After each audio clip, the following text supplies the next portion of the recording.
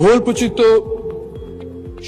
পত্রিকায় আমরা জানতে পেরেছি মাননীয় প্রধানমন্ত্রী সরকার দলীয় মহিলা এমপিদেরকে বিরোধী দলীয় সংসদ সদস্যদের এলাকায় উন্নয়ন তদারকি করার দায়িত্ব দিয়েছেন।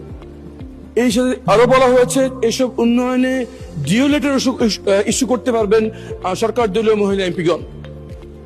এই তথ্য থেকে আমাদের মধ্যে এই বিভ্রান্ত সৃষ্টি হচ্ছে যে এই কাজ কি তাদেরকে এই জন্য দেওয়া হচ্ছে যাতে আমরা যারা বিরোধী দলীয় এমপি আছি আমাদের এলাকায় উন্নয়ন কর্মকাণ্ডে আমাদের কোনো হাত থাকবে না, এটা নিশ্চিত করার জন্য কি এই নির্দেশ দেওয়া হচ্ছে কিনা দয়া করে মাননীয় প্রধানমন্ত্রী আমাদের সামনে পরিষ্কার করবেন। মাননীয় প্রধানমন্ত্রী।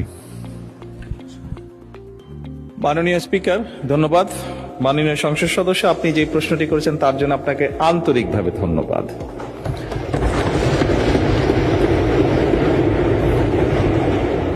আপনি বোধহয় নিশ্চয়ই জানেন যে আমাদের দল থেকে এবং আপনাদের দল থেকে যে সকল নারী সদস্যকে সংসদ সদস্য হিসেবে নির্বাচিত করা হয়েছে কয়েকদিন আগে, সংবিধানে বা আইনে নির্দিষ্টভাবে তাদের কোনো আসন নেই। আপনার বা আমার যেরকম নির্দিষ্ট আসন আছে সেভাবে নির্দিষ্ট কোনো আসন নেই। খুব স্বাভাবিকভাবেই আমরা আমাদের রাজনৈতিক বা সাংগঠনিক যে কাঠামো তার ভিত্তিতে আমরা তাদেরকে দলীয় অবস্থান থেকে আমরা কিছু জায়গা তাদের জন্য নির্দিষ্ট করেছি তারা কোথায় কাজ করবেন।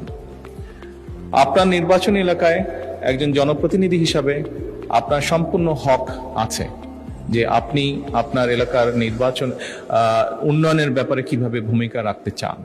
যেহেতু এই সংসদ এই নারী নেতৃবৃন্দকে বা নারী সংসদ সদস্যদেরকে নির্বাচিত করেছে, খুব স্বাভাবিকভাবেই তাদেরও একই রকম ভাবে হক আছে।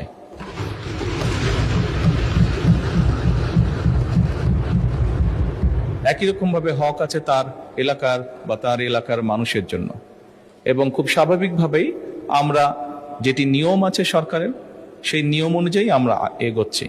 আপনার এলাকার যদি কোনো উন্নয়নের কোনো বিষয় যদি আমার সহযোগিতা করার কিছু থেকে জানাবেন, আমি সরাসরি আপনাকে সহযোগিতার চেষ্টা করব।